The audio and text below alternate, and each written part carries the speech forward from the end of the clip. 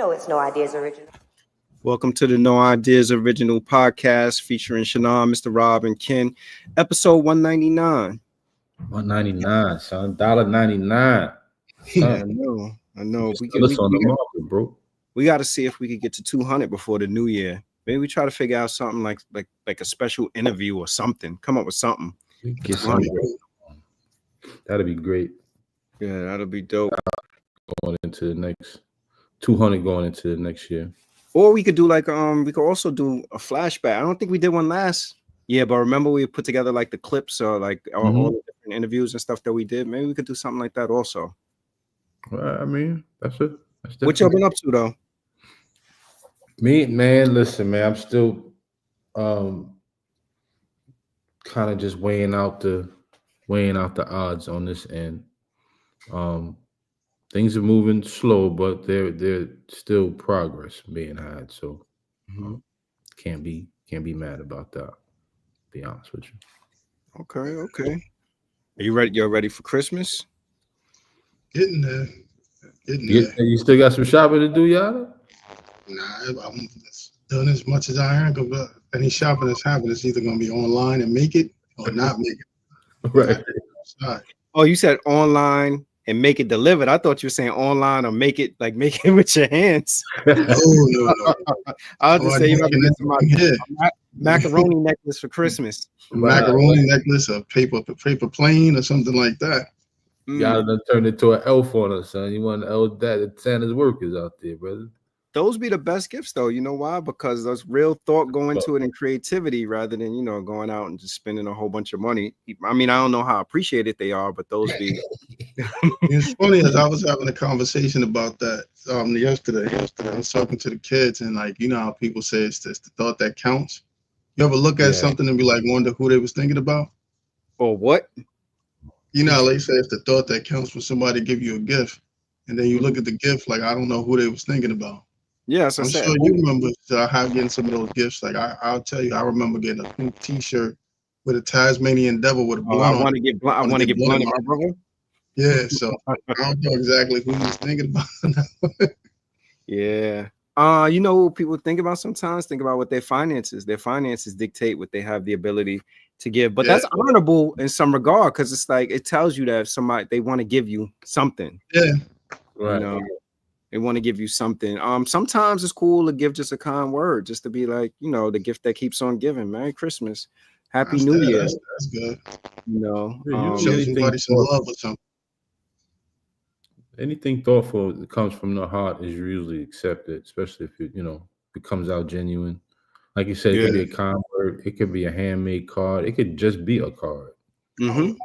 I would love to say that was the case in this, but I know where this came from or how it came about. It wasn't in that. If it was that, I'd be good. But I know how this happened. Yo, you know something though? I think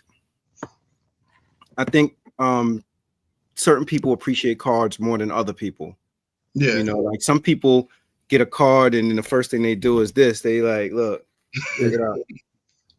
Shake it out, like, yo, where the money about the word or whatever it is. And I think that's like, because people take the time and try to find cards that really express like sincerely how they feel and and well wishes and stuff like that. And if you just bypass all that just to get to whatever money somebody got in there, and then what I think the other thing to consider about it too, like, having children, like it kind of sets precedents, and it puts you in a position where your children begin to think like, okay, that's anytime somebody give me a card, there should be some bread in there, or there should be some money, and that should be the expectation. And it's like, nah, not really. It really doesn't the expectation. It's a card. It's meant to express some sort of sentiment.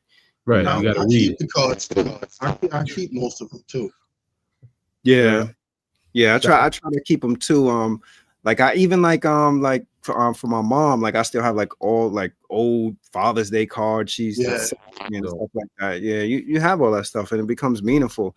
You don't get it. And you be like, oh man, like yo, where's that? The idea of the card is for you to read the words in the card. Yeah. Not the money that's supposed to be falling. Or you see somebody, it's a crazy joint. You see somebody get a card, or they getting cards, they open it up, take the money out. Past Check the card to the side. I got time to read that. You read that. The money hole. Yeah. That's crazy. But all right. So is that a byproduct? Is that about the person, or is that people kind of buying into the commercialism of what Christmas has become? Yeah, it's a little bit of both, I guess, but definitely that, because when you hand someone a card, somebody's already looking through it, feeling it, like that's this.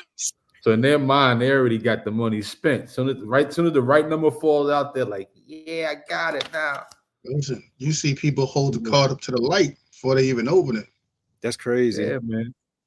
But then you do have some people who take the time to see what it is or what card did you pick out based on the words. Mm-hmm. Yeah, that's what I'm saying. So the card, yeah, that's what I'm saying. Like, and then the other thing, like I used to work for this organization, and how you call it, the dude who was, I think he was like the executive director at that time.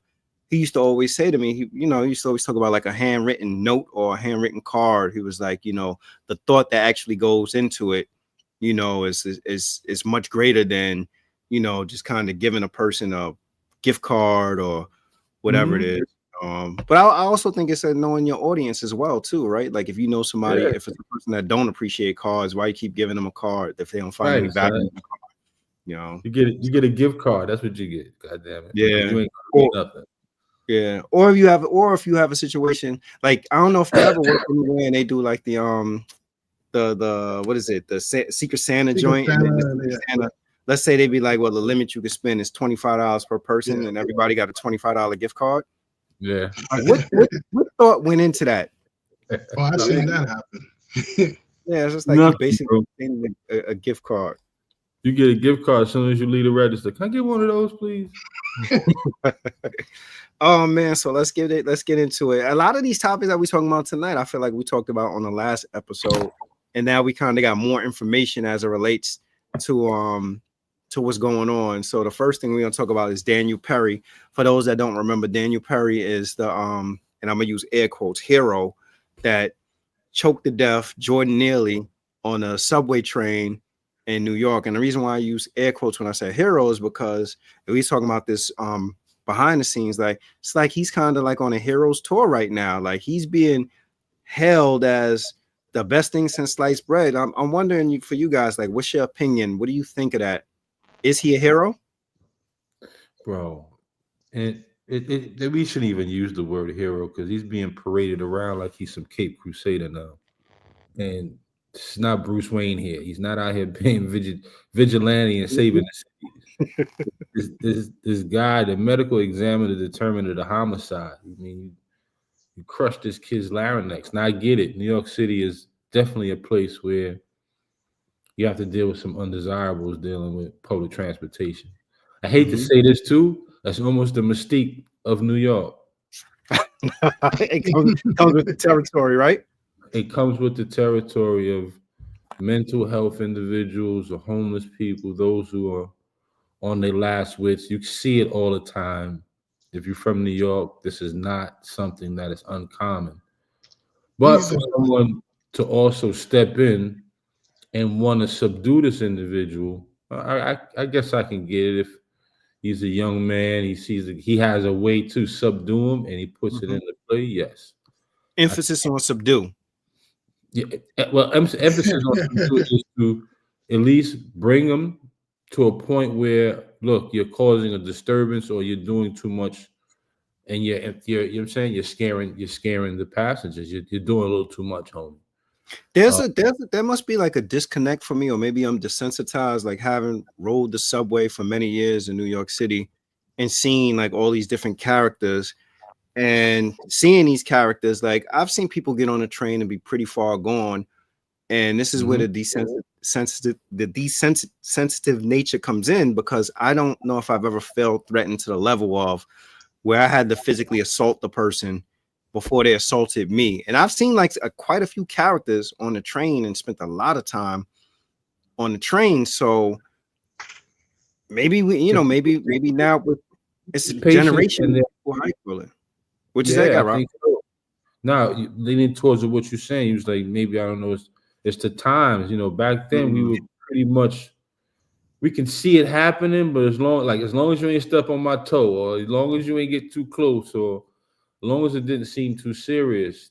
And now, today's time, patience is not even sought after. We're not even giving a person a chance to even see if he's doing it. You're gonna assume this dude is crazy. He's talking about killing people if you don't give him no money, and then he has this long rap sheet that goes against him as well. So you know.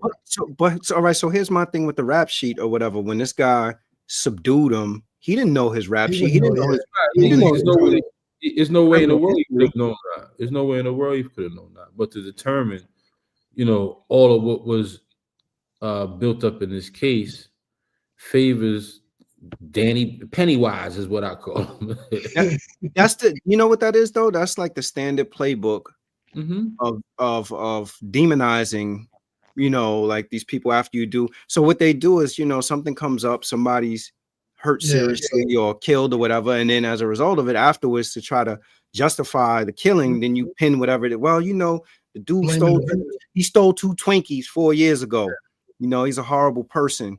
But the other play that I kind of see in this is to remove responsibility from the person who actually was responsible for this young man's death.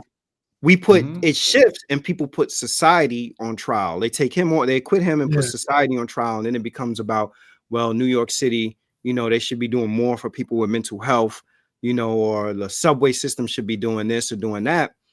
And I think that's where kind of they lose sight of accountability for individuals' actions. Like, there's a reason why the New York Police Department exists.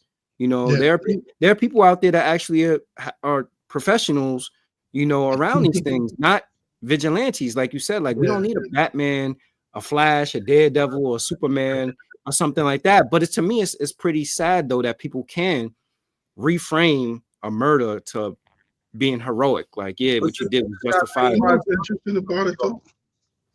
What's interesting about it is that they frame this guy as a hero, right? And you look at it, right? You ever took a look at what the jurors look like?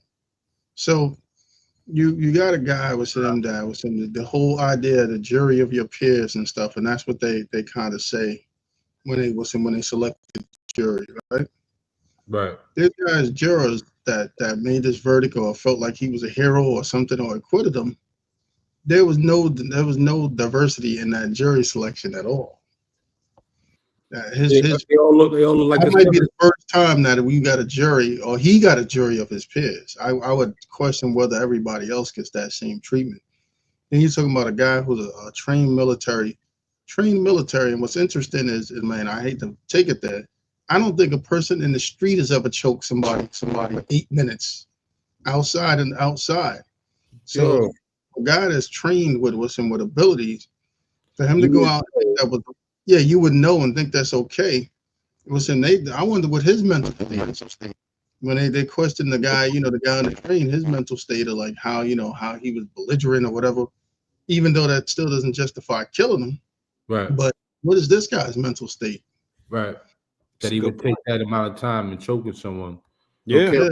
What one said, well, after 4 minutes, you catch some Z's if you ain't getting no oxygen, bro. So if you know how to subdue, and I just use that word lightly, or to bring someone to a point where you've taken control of it, you should know in your mind, all right, I've had homeboy longer than 2 minutes. He's gonna go to sleep. At least that. He's gonna faint.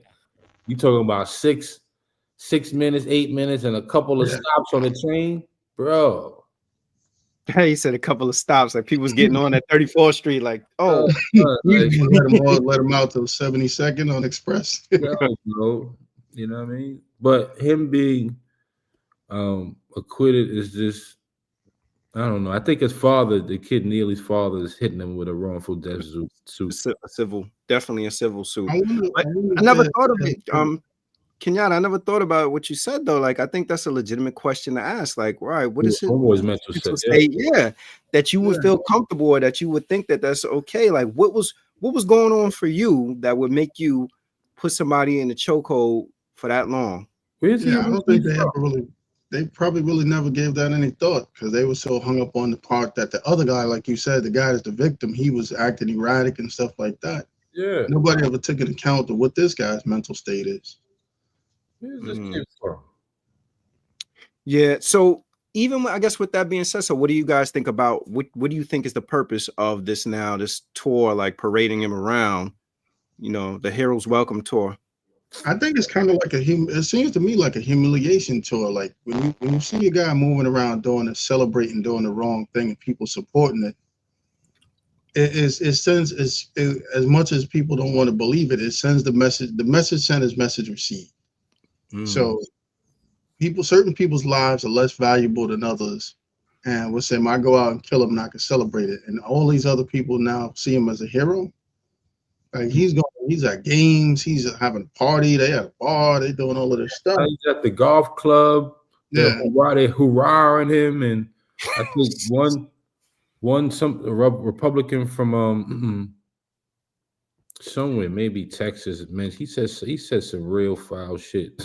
Like the world needs more Daniel Pennies because we have far too many Jordan Neelys in the world. Like, all right, Michael Jackson impersonators? We got far too many Michael Jackson impersonators. How about that? Yo, that's nuts.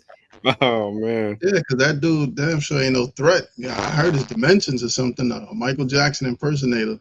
Right. So he wasn't posing that much of it. That he might have been upset or something, but it wasn't no threat. And that goes to your point, Shot. Even though back then we would have definitely vetted, like, yeah, he's wild, and let him breathe, let him say his little spit. But now the mentality people they just think they don't think like we used to think, bro. Yeah, that is true. What made him think that it was okay to even jump in? Like, let me just jump in here, because the guy didn't hit anybody or assault anybody. You just felt the need to take him down because he was talking too much. You didn't like what he was saying. It was fear. There's a little bit of fear, a little bit, fear. Well, I know both of y'all online, and y'all probably scour the internet and you look at probably like on Instagram, Facebook, or whatever it is. Look at the people though. I don't know about y'all, but I look at some of the people that's hailing him a hero, and I'm a little disappointed. Yeah, because I expect better from them. I'm like, this is your belief, like, Well, peace, bro. How you doing? Peace. You know what happens? You find out a lot about people in these situations. I think a lot of things are happening recently that we're finding out a lot more about people that we didn't originally know. Because I think within a lot of times, in these people's truths start to surface and who they really are. It's unfortunate, but it takes things like this for you to really be able to see what people feel, really what they really feel or what they really think. Yeah, I don't know if it's, again, because I think it's easier for people to put society on trial or to blame systems for it. Like we hear his parents failed him, the mental health system failed him, Eric Adams failed him, the New York Police Department failed him. Everybody failed him, but it's never about what actually, what actually happened to him. So to me, that doesn't lend or create space for people to actually be able to have like real candid conversations and, broach the subject around accountability. It just to me is just always written off as like, all right, we got to get the laundry list of these previous offenses that this person had and then use that to justify, slaughtering this person. Horizon, how you doing? What's up, baby girl? Yeah. It's easy to point the finger, man. It's so easy to point the finger, especially when you have what's visibly to see like he's been disturbed, to have something going on. You don't know what people are going through. You don't know what led him to be where he is. It might not have to do with his parents. It may not have to do any of that. You know what I mean? And it's just unfortunate that he had to lose his life in that way, with someone who felt they needed to step in and quell the situation. But unfortunately, someone loses their life. Do you think the term hero or the label hero is being thrown around far too much now? Yeah, because you're parading them around, and you're parading them around in environments that are looking for the upper hand, or have won with the upper hand. Like, how do you end up taking a picture with Trump and Elon Musk? Like, the pairing of that alone said to me, see, now y'all want to, this is when you get the manipulation of mass minds, when you start to picture and put images around him like it's a victory. This is not a victory. Someone lost their life. But then, yo, sorry to cut you off, Rob, but that's like, now what you sound like what you want to say is now y'all want to play in our face. Yeah, that's it. And that's exactly what I'm saying, because you're parading this guy around. He's at all these events, and here comes Daniel Penny. Get out of here with that dumb shit. Well, we supposed to understand how people feel. They letting you know. I mean, put it this way: the other heroes gonna get a release soon too. The January 6th heroes, they about to get released in a month or so. So all right. So like I said, all right, just in general terms, we're moving from him. Like, do you feel like the label of hero is being thrown around too freely? Because it's like, to me, it's like opposite ends of the spectrum. Like, when I think about heroes, you know, like I'm thinking, like, even to go back to 9/11, when you had like the firefighters that risked their lives, and even more recent time, when you think about like the pandemic, and you had those first responders and stuff like that out there, whatever. Like, to me, that's more hero worthy than some of the other stuff. I don't know if I would, involved. Yeah, I don't know. I don't know if I would consider that to be a hero. Virgo Rising, I'd be interested in hearing your opinion. Put in the chat while you're torn on it.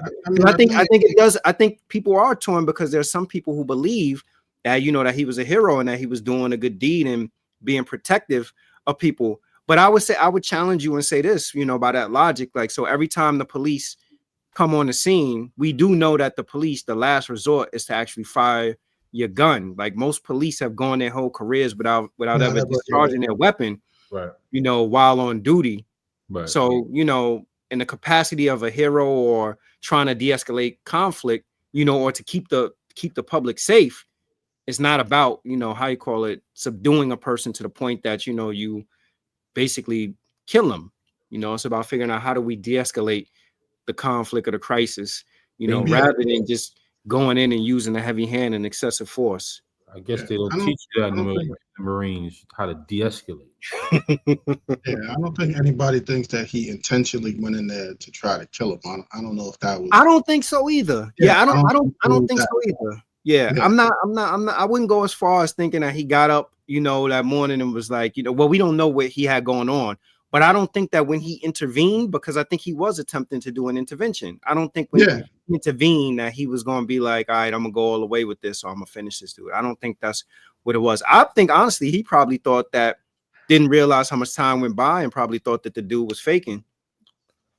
You know, I can believe that. Yo, he's lit. You got to feel it. When you got somebody in the choke, you can feel when the body. But remember, in WWE, when they don't,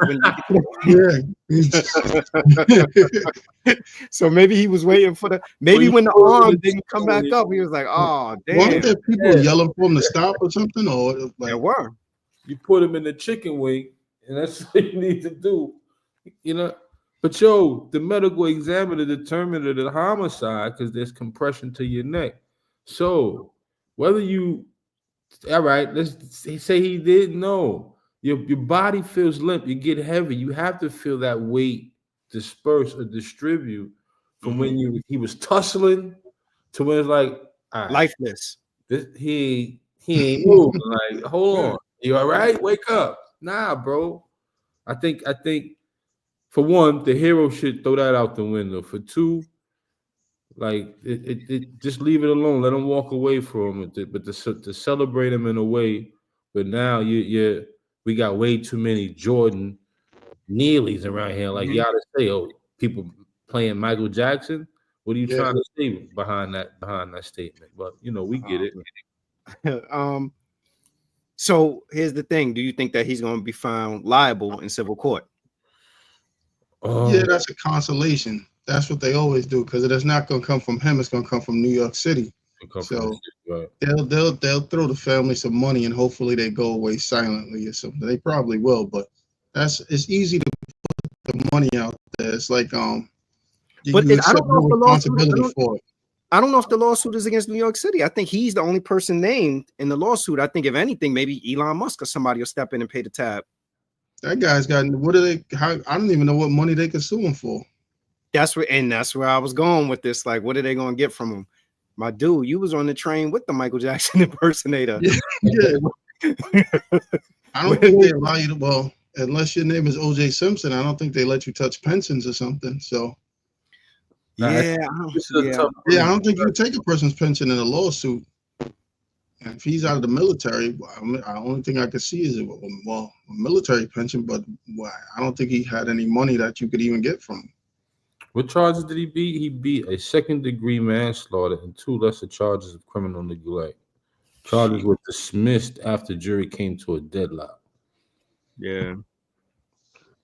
I don't know. And you said the jury of his peers looked just like him?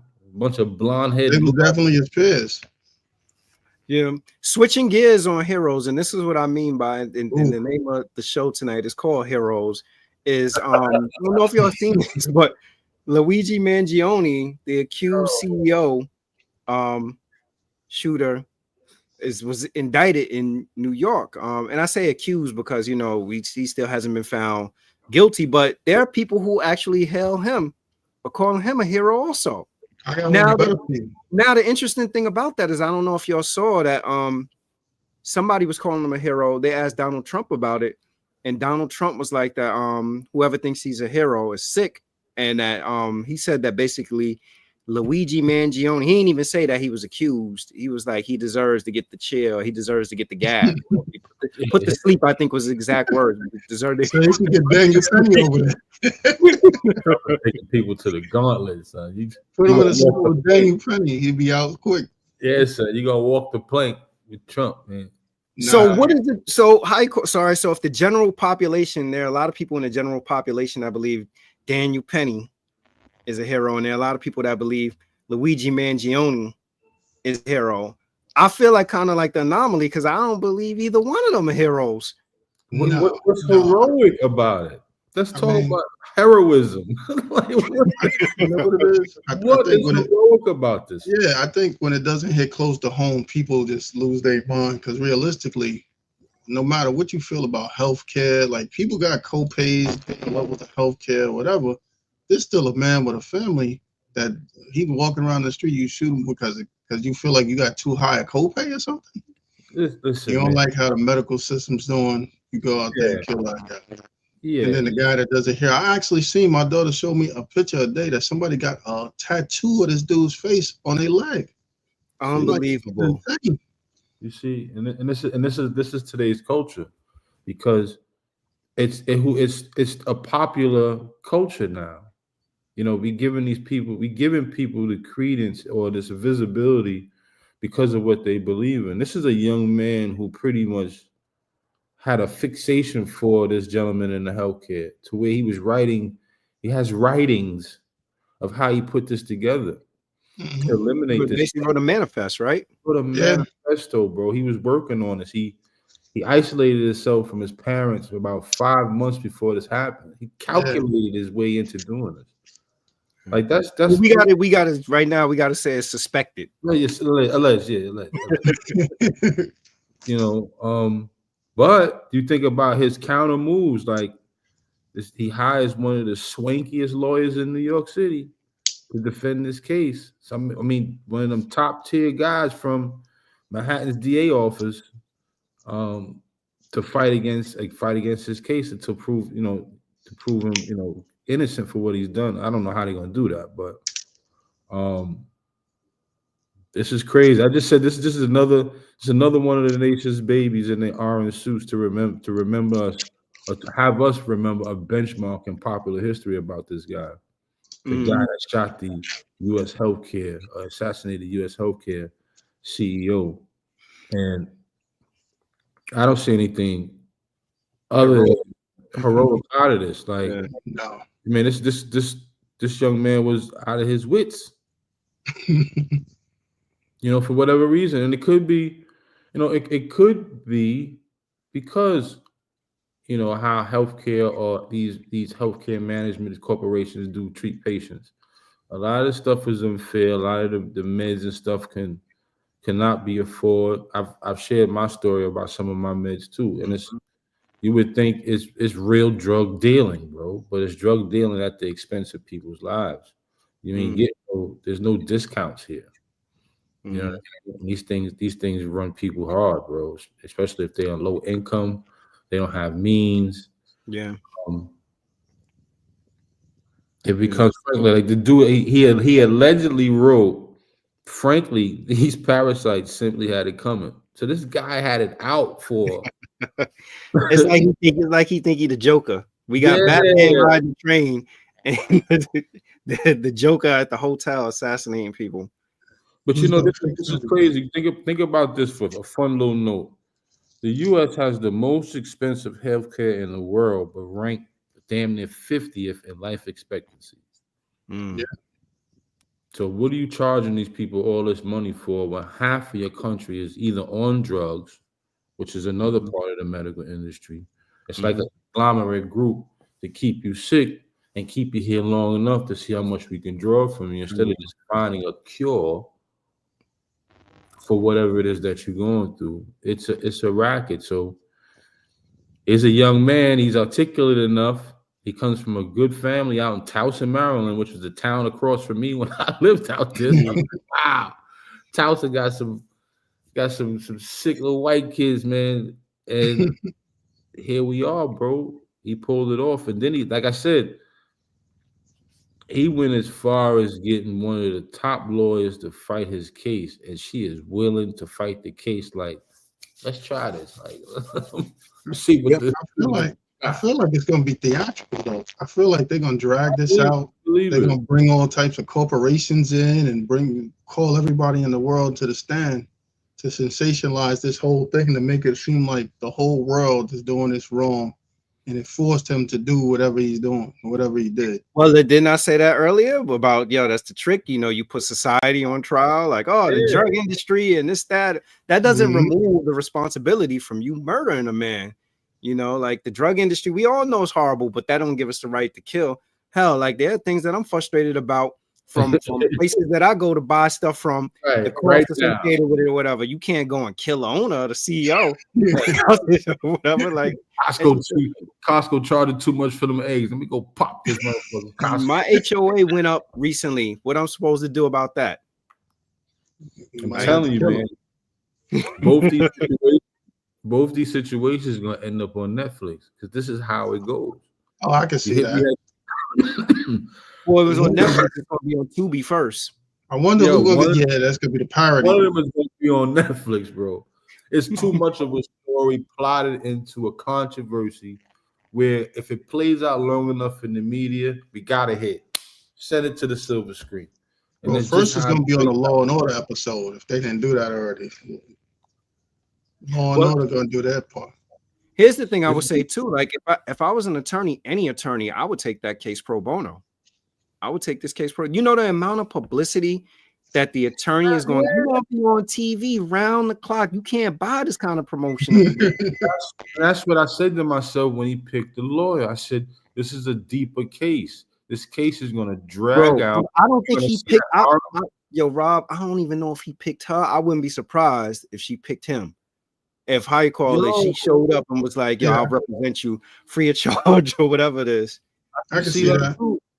I can see that too because she's looking to promote something because she jumped right on it, bro. Like our whole law Yeah. firm is being promoted. What she's done, her accolades, her resume. I mean, it's all being laid out for her, and her name And is did you know she's married to I think what's the dude's name? Alex Shapiro or the dude that's Diddy's lawyer? Oh, wow, no, I didn't know that. Yeah. What's his name? Her name is Karen Friedman Agnafilio.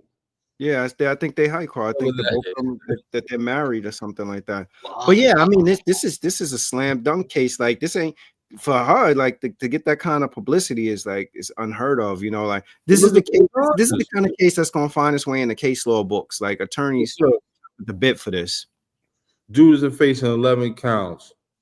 He has first and second degree murder and weapon charges in New York City. It's gonna be tough to beat, bro. Well, here's the other thing. Did you hear that? You heard the federal? You heard the FBI? That federal they they left up to or whatever and trying to get the death penalty in there. Yes, sir. So They they're gonna don't- stretch it. They're gonna stretch it like old coochie, son. They're gonna stretch it, and it's gonna be pulling. It's gonna be pulling. You're gonna be sitting there looking at it like the YSL trial, and you see this young man in this orange suit. And I'm telling you, that orange suit is triggering for all the little stuff we done seen with the same kid in the orange suit looking dazed in the courtroom. Here we are, man, and it's gonna be on Netflix by Christmas. Yo, so again, like that, the heroics, being a hero, and the terminology hero, like look how loosely we throw that word around, a hero. Well, and another word we throw around, and this just came me from spiritually, like this dude premeditated this, like his words, his actions. They're using the word premeditated and premeditation. And I'm just looking at the word as meditate. When you do focus on something that you want to do or accomplishment, that's exactly what you do. But you execute it when you've meditated on it long enough. And this is exactly what that young man did. He been planning this out, premeditating long enough to know when that man was going to show up at that hotel 5 minutes before he walked in. And if not, he executed exactly what he did, but he didn't execute his escape.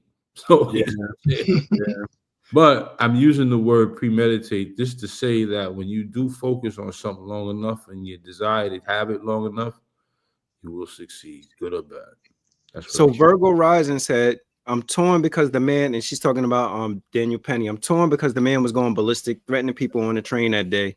I recognize that he was mentally ill, yet I also acknowledge that schizophrenic individuals can be extremely dangerous.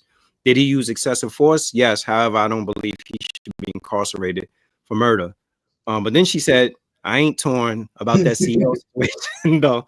That CEO is wicked. How you go penalize somebody for going to the hospital because you didn't consider an emergency? They all can go. Okay.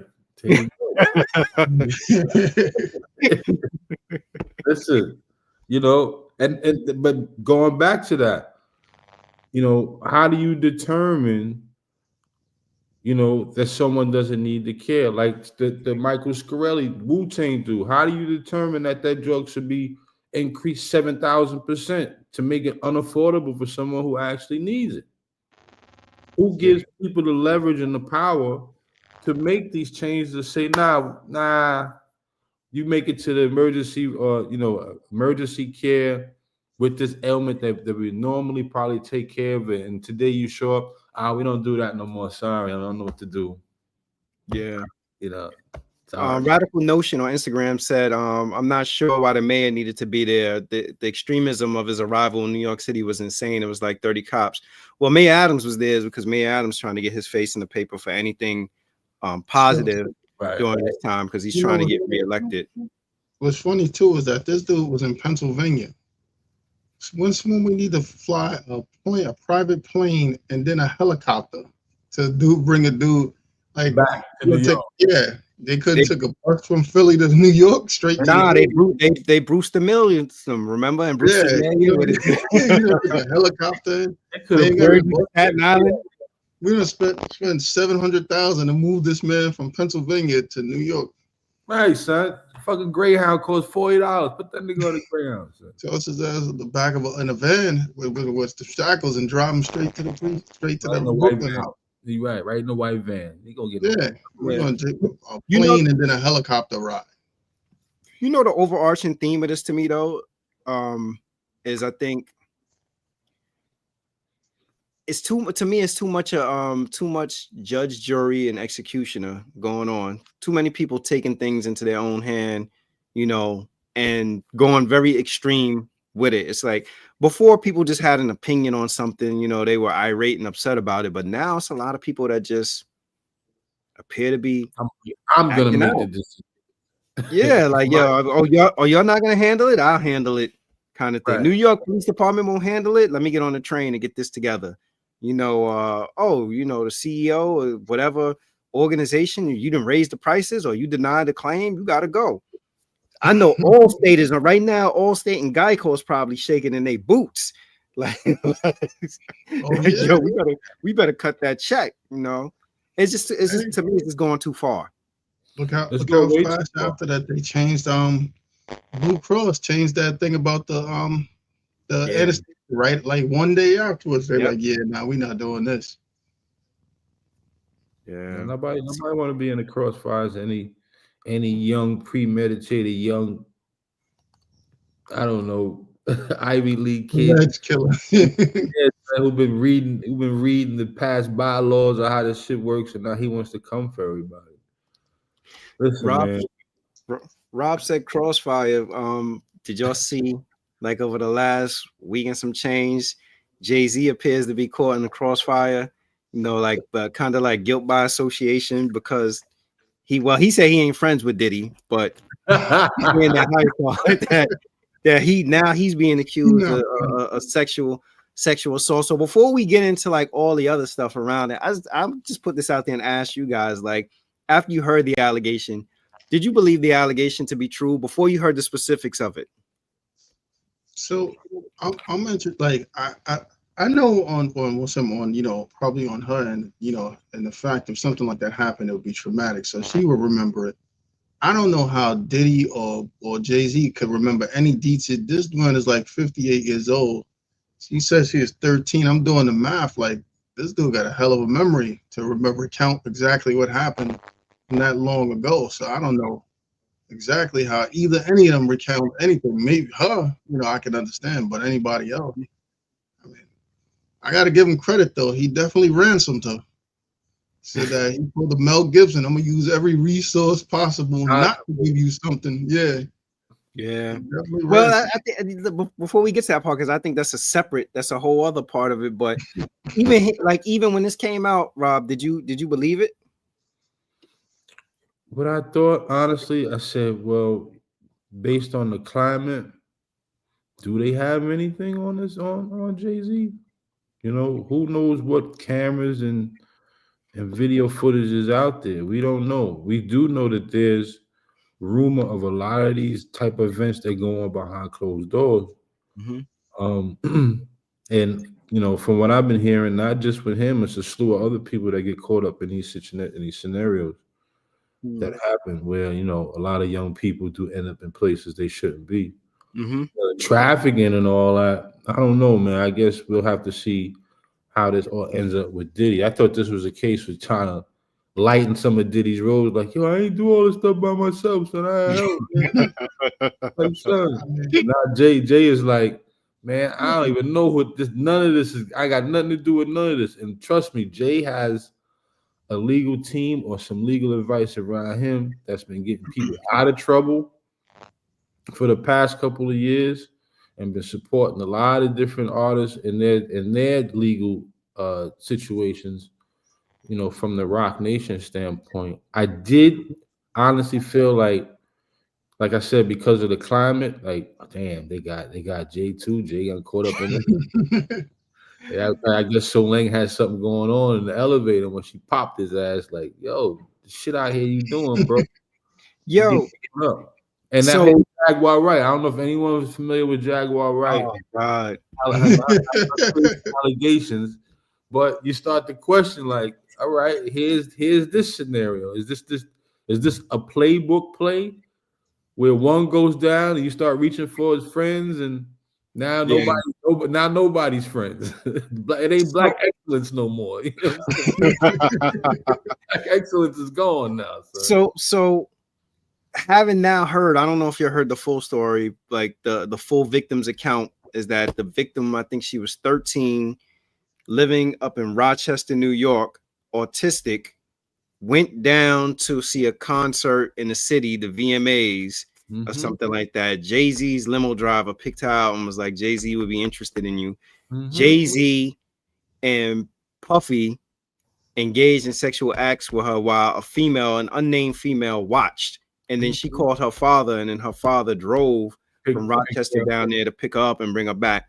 Well, she went on the news, and this is how she described it. And they must have asked the dad, and the dad was like, yeah, I've never driven from Rochester to New York to pick up my daughter. I would have remembered that, So now Jay-Z shifted and went from, being defensive to now Jay-Z is on the offense with this, and Jay-Z is kind of talking about like the attorney that she hired, and apparently this attorney is responsible for bringing suit against several people that have that Puffy has allegedly sexually assaulted. But it just makes me wonder, like, like when we hear these stories now, and like I think Rob, you make a good point around like what the climate is, like I see it a lot on social media. People take it and they run with it really, really quick. And Jay-Z's initial statement was very interesting to me because in his that first statement he put out, he put something in there about, I have kids, young kids, or I have a daughter of age that looks at the internet and she's going to see this and everything. And so I think that kind of sparked him wanting to make sure that he vindicated himself as a result of this. But I feel like it's irresponsible for people to come online and further perpetuate stuff like that without fully having all of the information. So all the people who went out and said this stuff, now the young lady came out and gave her story and her dad didn't corroborate it or whatever. It kind of looks crazy. But then even at a higher level of responsibility, like for her to have an attorney and the attorney not do the due diligence to actually vetting her story before actually filing suit on this, like it's beyond just clout for clicks and views. It makes me say like, are attorneys also chasing clout for lawsuits, figuring that, like, yo, this dude is just going to pay it to make it go away? I mean, he probably did because you figure it is like the same way like the Luigi case. It's a notable thing if he can get this case going, and then you gotta figure too the hardest court to win in is the court of public opinion. So for Jay-Z, he loses either way. Even if there's always going to be that doubt in somebody else's mind whether they did it or not. And I mean, I wouldn't be surprised if somewhere down the line, if they get enough evidence, Jay-Z tries to countersue or whatever to try to get some kind of liability to try behind this because he's going to lose either way. He's already lost. Even when he wins, he's already because there's always going to be the skeptics that think that this happened. And anybody that went to a Puffy party should feel a little nervous because anybody that went to any of these things could become a target. We could defend it soon. Yeah, very easy, man. And these environments, everyone's participating in them. Okay, if you left early or not, you got your hands in here because you're guilty by association. Unfortunately, you could the number one defense to defamation is truth, right? So if a person is defaming you, and the truth is it didn't actually happen, but you can't. It's very difficult to clear your name in the public opinion because you think about it, like all the people that he's wronged or people who may feel like that Rock Nation wronged them or whatever. Like people take this stuff and they just run with it, and it becomes narratives. And anywhere you look or you click online, it's like, well, he did it, or it's this the industry or whatever. And did you see video? Video with her, and I think it was NBC. NBC. Yeah, I mean, it sounded like, who is this talking? Why is it? It sounded like she was like 67 or 70 years old, right? It's not believable. She was talking artistic, and it was very sketchy. And I was saying to myself, Jay is gonna walk. He's not. This is not a trip in the park for him. Well, hold on, Rob. Before you go any further, let me say this. This is a civil suit on him, right? So if the attorney is saying, because I think somebody said that the attorney was like, well, the previous legal team or colleagues vetted the story or whatever. If this in fact, so this is where I'm going with this, like, does this attorney know that this case was weak and thought a civil suit that Jay-Z would pay? Because didn't they just bring back, like they have the Survivors Act where the statute for suing around things like this or finding people criminally responsible for this is like ongoing? So couldn't it be conceivable that New York State or New York City could pick up the charges and charge them criminally for this? But then that would mean that your attorney would have to build a case enough that the state would indict them, and maybe they did take it to the district attorney, and the district attorney looked at it and was like, "Come on, really?" Yeah, and they pushed back, and it then became a civil suit. Yeah, I could see that. You know.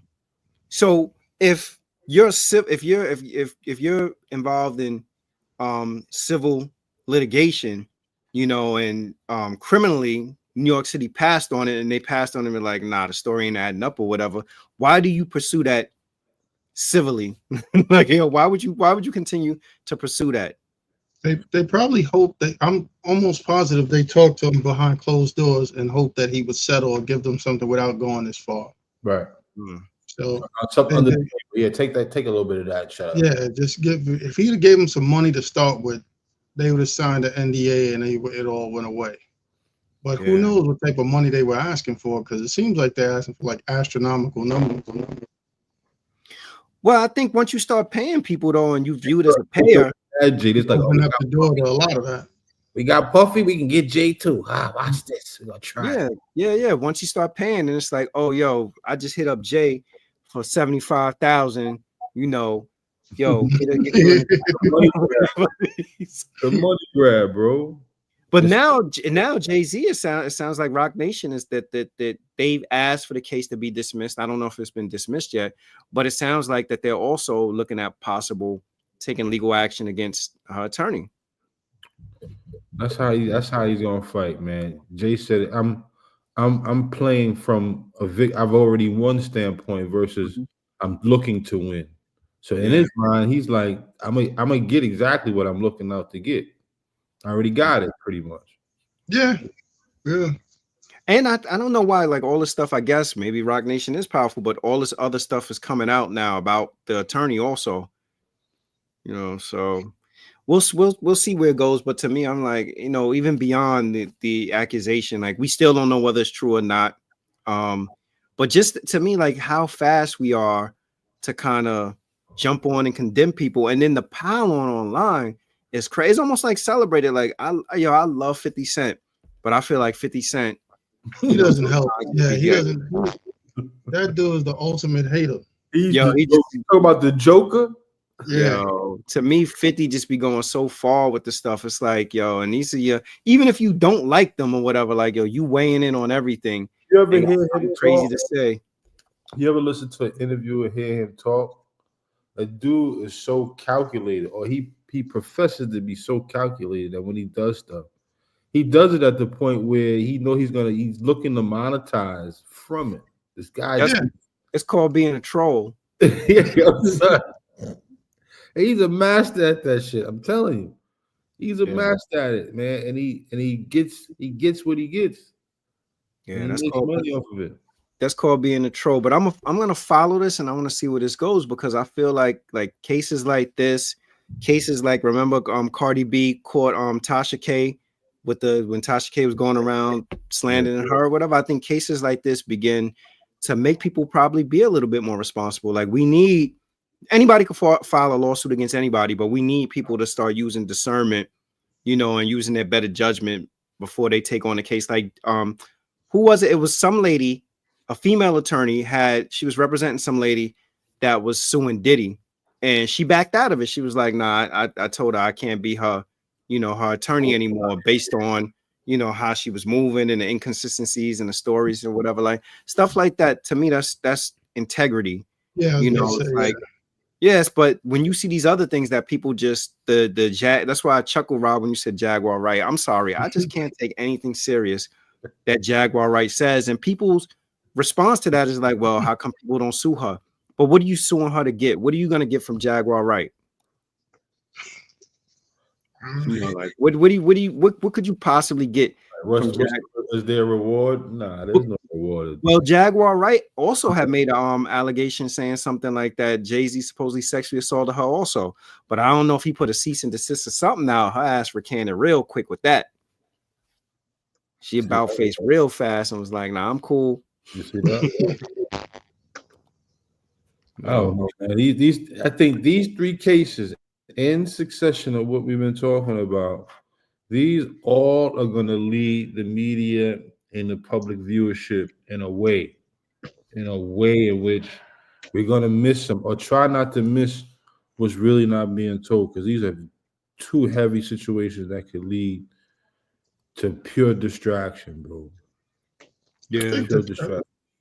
I Dealing think with the young sad girls. part about it is that, well, in a lot of cases, like the people that's running these things in the media or the things in the background on social media is black people. We do a good job of like knocking each other down and jumping on the bandwagon about anything to try to discredit another person. And it's one of those things where like we rush the judgment on ourselves. Like if that's the way we should be, we should. Right. For the purpose of clicks, likes, jokes, and Mm-hmm. humor. Somebody downfall. This man downfall is the butt of your joke. Yo, that's crazy. What's going on with these drones? I haven't seen any. I haven't been looking for them. Have y'all seen any drones? I seen it. What's it? I live close to one of the areas where they said they The got the one in drone. Jersey. You seen the one in Jersey? Yeah. Yeah. I mean, I don't know. Some of these accounts sound crazy though. They know they have drone the size of no Toyota. Like, come on. Somebody said they seen a drone the size of a Toyota. Like I a seen car a or drone something. That would be like a small plane. That ain't like a plane. Yeah. I can see it. No, you depending on where you at and where you drive to, they're not directly over me, but in neighboring areas and stuff or places a few miles they have them. I would tend to say just because of the fact that they didn't shoot them down already, there's got to be somebody that knows what's going on there. Well, it's really no protocol to do that. Well, we shot down a weather balloon last year. The government shot down a weather balloon. Yeah. And they didn't know what it was for, where it came from, and they shot it down. So if you got like drones hovering over like military facilities, all types of bases, over his Trump's golf course, over different financial institutions. So there's some kind of like concern. Like if they were just hovering over like the regular park or something, that's different. But as a place where it could something to hovering over military bases. So yeah. The places these things are hovering are obviously places that like privacy and different things going on is at a premium. Right. They don't seem to be doing anything, which kind of leads me to believe that somebody knows why they're there. And like even like New Jersey and New York put these moratoriums on not having them there, but it's weird because they picked a very specific date, up till January 16th. So after January 16th, you could go back to doing it again. Like I don't understand that either. Right. Either you can or you can't. Right. There's over 1 million drones registered in the United States. And at any given time, it could be any given day, you can have up to 8,000 to 10,000 drones in the air. And there's no regulation on how to stop or to quell it or to slow it down. You know, Department of Defense or Department of Homeland Security don't have any team, anything associated with telling people that they can't do it. But there have been accounts that these drones are not just your regular drones that you get from Amazon or you can get from some military shop that can do some real crazy work.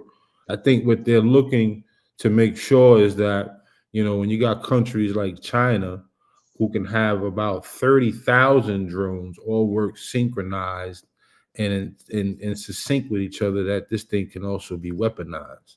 They definitely can be. In that case, when they are going over places like military bases or even major institutions, the question is like, why are they there? And are they capturing or taking in their own information? We don't know that because we don't know what them drones are there for. But you don't want to set public hysteria.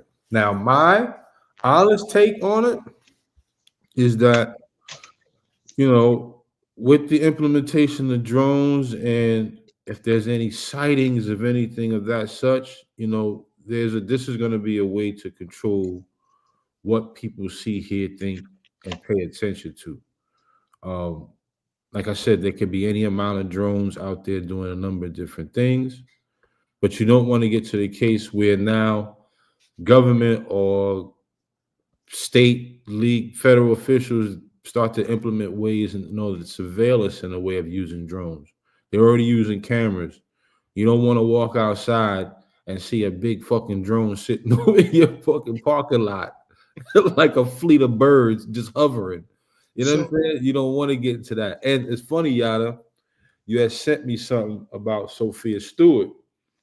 And if you know anything about Sophia Stewart, she's called the mother of the Matrix. She's the reason they created. He actually created the Terminator all the way up into the up into what's the thing I'm talking about with Neo, the Matrix. If you watch any of those stories closely, or if you read her book, I read her book, The Third Eye, where it explains the succession from Terminator to Matrix.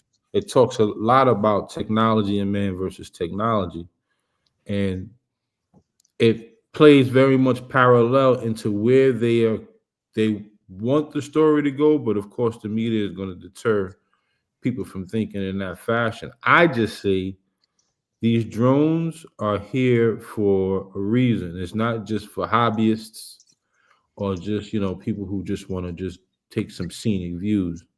They can be used as weapons, and we don't want them to be used as weapons. Just as way we don't want AI to be used as anything of a deterrent. But do keep your mind and your eye open for what can happen in the next 5 to 10 years using drones. So you believe that the government? You believe that they're by way of the government?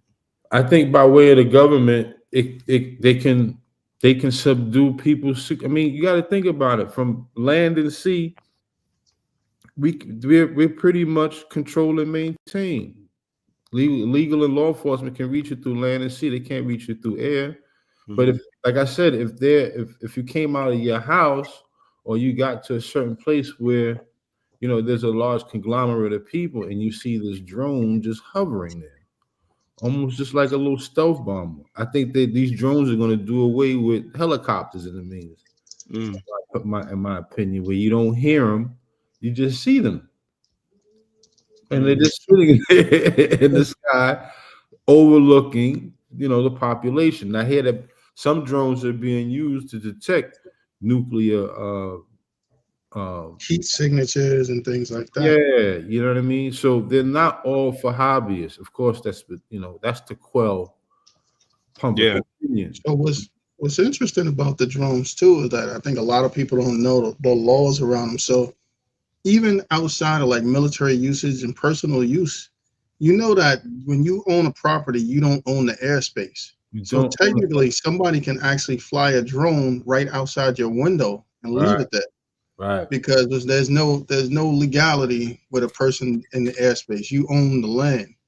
And I think you up to maybe 20 feet off the ground or something crazy like that. Other than that, they can station a drone right in front of your window if they wanted to. So there's no real laws or regulations around what drones can do, where they can be, or anything like that. So, and they do have drones, even like simple ones that people have shown that you've seen where they've armed with guns and stuff on the drones and stuff like that. Where they got drones that clean windows.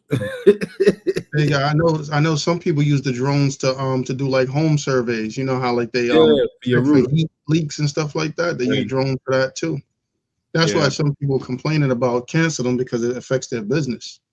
Yeah. So Virgo Rising says Biden knows what's going on. Someone suggested that they're looking for nuclear weapons. Probably, I can get with that more so than the people that think that it's UFO related. Yeah, I mean that's a whole nother story. You know what I mean? We don't want to get into that in per se. Because of the way the world works, people have to see the alien in freaking Macy's or walking down the block, or it's on TikTok for someone. But it's real. Oh, they're real. Look at that. They eat burgers too. All sorts of shit. You know what I mean? But whether at this point, would you be surprised? No, I would not. Me either. I would not. I would not be surprised at all. But 85% of the world don't think like how we think. We have a small, very, very few with mindsets the way we have to think that way. But these drone things, I just say, don't take it all for hobbyists and just people out there want to take scenic pictures. Be very mindful of where this rhetoric goes. I just say just pay attention to it. Facts. Episode 199 in the books. We're one away from actually having 200. Episode 200. Yeah, it's hard to wrap my head around that. We did 200. Well, not counting like the different bonus episodes and stuff like that we used to do also.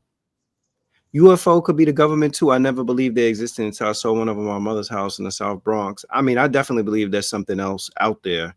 Yeah. So, you know, how you call it. I've always believed that there's something else out And just there. like Yada said, there's no way to control the airspace, right? So them being something out there, who would naturally police out there between society? You would have to have some sort of authority in the middle ground. And that's what I mean about, having some sort of authority, which impairs on people's freedom, in my opinion, to think upwardly and look upward. When you walk out and there's this craft up above your head almost every week or every other week till it becomes normal. That's just a drone. It's paying attention to what's going on in the world. You know what I mean? It becomes this object that you have to get used to. But then if it gets in the wrong hands, then we have a whole nother case. Yeah. I mean, we've seen stuff like this in movies for years, so maybe that was the introduction to start softening people up for it. But yo, you look on the screen. If you look, if you haven't had an opportunity yet, make sure you stream our second project, Nostalgia, and get our merch, which could be found in the link in the bio of our Instagram page. So I got on the Nostalgia crew neck, Rob got on the Nostalgia hoodie, and Kenyatta got on the Nostalgia tee. You want to support us, get some Nostalgia merch. There's rumors of eventually starting another project too, all beat project. But again, if you haven't had an opportunity yet, stream.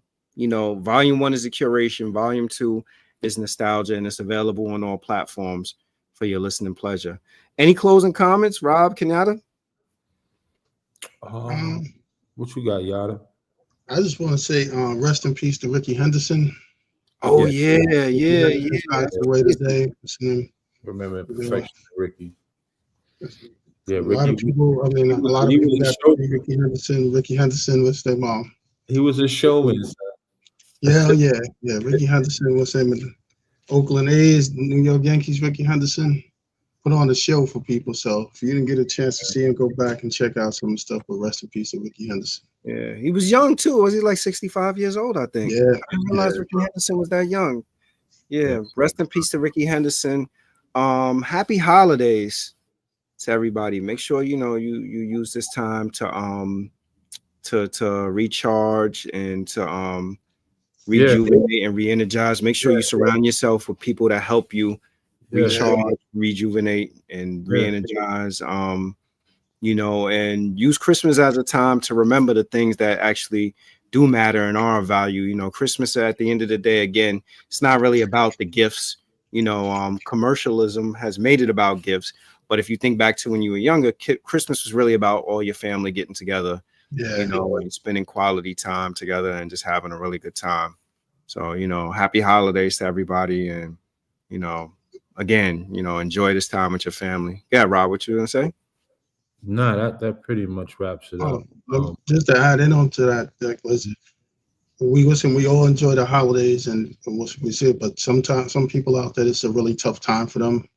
A lot of times around the holidays and stuff, it's not the best time for everybody. So make sure you check in on everybody. Make sure you check in with your loved ones and make sure everybody's okay during this time. It is a happy holidays. So we do wish everybody happy holidays, but there's always somebody out there that's feeling a little bad, a little unfortunate at this time. So everybody's going through different things. So make sure you check in on everybody. It's a fact. Definitely. Yo, fellas, y'all said a mouthful, man. I'm going to echo what y'all said, man. Just check on your loved ones. Be mindful of yourself and check on yourself, too. Be mindful of what you're thinking of yourself, about yourself, too. Because you yourself go through a lot as well. So be mindful and be kind and be gentle on yourself as well. It's a fact. Appreciate everybody for tuning in. Thank you. Have a good night. We'll catch you on the next one.